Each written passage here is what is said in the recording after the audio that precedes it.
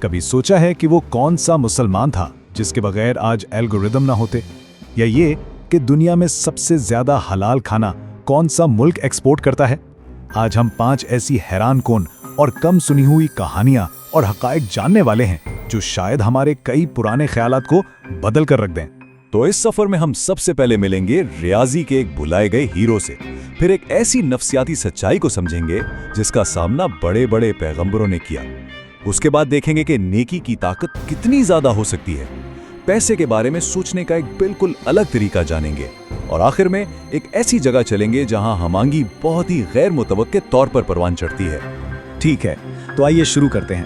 ہماری پہلی کہانی ایک ایسے شخص کے بارے میں ہے جس کے بغیر نہ تو آرٹیفیشل انٹیلیجنس ہوتی، نہ سوشل میڈیا، اور نہ ہی ہمارے یہ جدید کمپیوٹرز، لیکن زیادہ تر لوگ ان کا نام تک نہیں جانتے۔ ان کا نام تھا الخوارزمی۔ لیکن یہ کون تھے اور اتنے اہم کیوں ہیں بھلا؟ انہوں نے آخر ایسا کیا کیا تھا جس کا اثر آج بھی ہماری زندگیوں پر اتنا گہرا ہے؟ ذرا سوچیں، آج سے کوئی 1200 سال پہلے جب بغداد علم کا مرکز تھا، وہاں الخوارزمی نے اپنا انقلابی کام کیا۔ ان کے خیالات اتنے زبردست تھے کہ صدیوں بعد جب یورپ میں ان کا ترجمہ ہوا تو وہاں ریاضی کی بنیاد ہی بدل گئی، اور آج جو کچھ بھی ہم ڈیجیٹل دنیا میں دیکھتے ہیں نا، اس کی جڑیں سیدھی ان کے کام سے جا ملتی ہیں۔ تو اصل بات یہ ہے، الجبرا کا لفظ ان کی کتاب الجبر سے آیا ہے۔ الگوریدم کا لفظ سیدھا ان کے نام الخوارزمی کی ہی ایک بدلی ہوئی شکل ہے۔ ارے انہوں نے ہی تو یورپ کو انڈین ہندسوں اور صفر کے انقلابی تصور سے ملوایا، اور صرف یہی نہیں، انہوں نے اس زمانے میں دنیا کے سب سے درست نقشوں میں سے ایک بھی بنایا تھا۔ واقعی ایک غیر معمولی ذہانت کے مالک تھے۔ ایک وقت تھا جب بغداد سے لے کر قاہرہ تک مسلم دنیا علم اور ایجادات کا گڑھ تھا۔ یہ ایک شاندار وراثت ہے، لیکن آج کے دور میں ایک واضح فرق نظر آتا ہے۔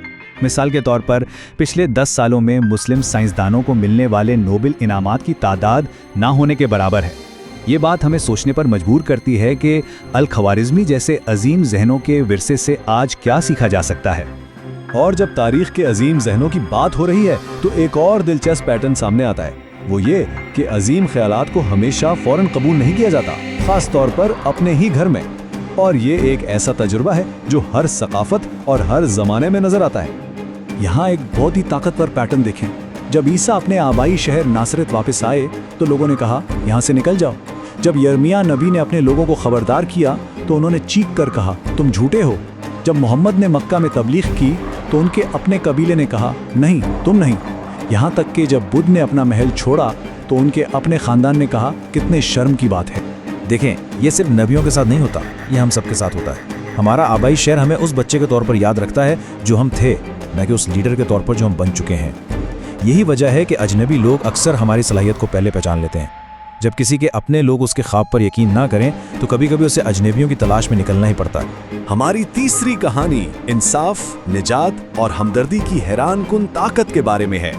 یہ ایک ایسی کہانی ہے جو بتاتی ہے کہ کیسے ایک بہت ہی چھوٹا سا عمل بھی بہت بڑا اثر ڈال سکتا ہے۔ ذرا تصور کریں، ایک مسلمان شخص مر جاتا ہے اور خدا کے سامنے کھڑا ہے۔ اس کی قسمت کا فیصلہ ہونا ہے، جنت یا جہنم۔ اس کے سامنے 2 راستے ہیں۔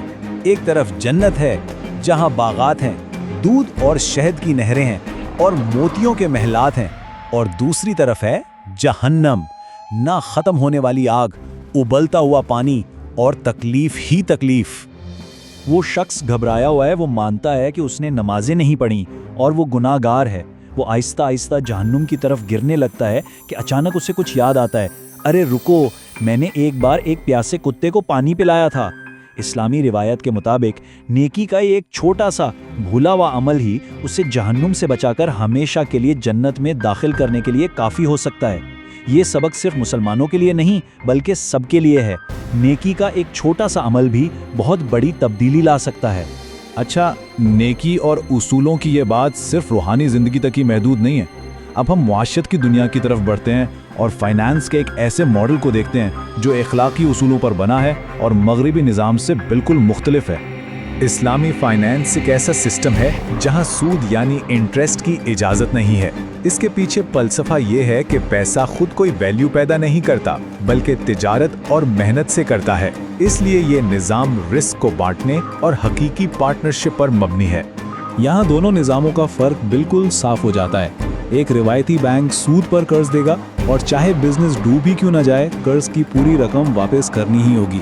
लेकिन एक इस्लामिक बैंक पार्टनरशिप करता है। अगर बिजनेस अच्छा चलता है तो दोनों मुनाफा बांटते हैं और अगर नाकाम होता है तो दोनों नुकसान भी बांटते हैं। यानी बैंक आपके साथ रिस्क लेता है।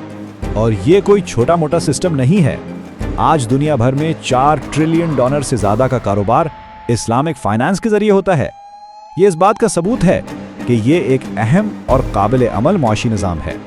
और अब हम आते हैं अपनी आखिरी और शायद सबसे हैरानकुन हकीकत की तरफ, जो हमें एक ऐसे मुल्क में ले जाती है जहां एक गैर मुतवक्के हमाहंगी पाई जाती है। ये मुल्क है थाईलैंड।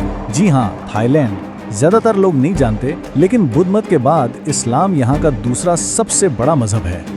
और ये सिर्फ तादाद की बात नहीं है। थाईलैंड में 3000 से ज़्यादा मस्जिदें हैं। ये हलाल खाने की दुनिया के सबसे बड़े एक्सपोर्टर्स में से एक हैं, सऊदी अरब से भी बड़ा। यहाँ तक कि 7-Eleven जैसी जगहों पर भी रोज़मर्रा की चीज़ों पर हलाल का लेबल आम नज़र आता है। यहाँ मुसलमान और बुद्ध मत के मानने वाले आम से रहते हैं। देखें, लड़ना बहुत आसान है, लेकिन मिलजुल कर रहना बहुत मुश्किल काम है। थाईलैंड में नजर आने वाली इस मजहबी हम आहंगी को मामूली नहीं समझना चाहिए। ये एक ऐसी मिसाल है जिससे पूरी दुनिया सीख सकती है। तो अलजबरा के मोजिद से लेकर थाईलैंड की पुरअमन गलियों तक हमने देखा कि चीज़ें हमेशा वैसी नहीं होती जैसी नज़र आती हैं। इससे एक सवाल पैदा होता है, अगली बार हमें अपने कौन से मफरूज़ों को चैलेंज करना चाहिए।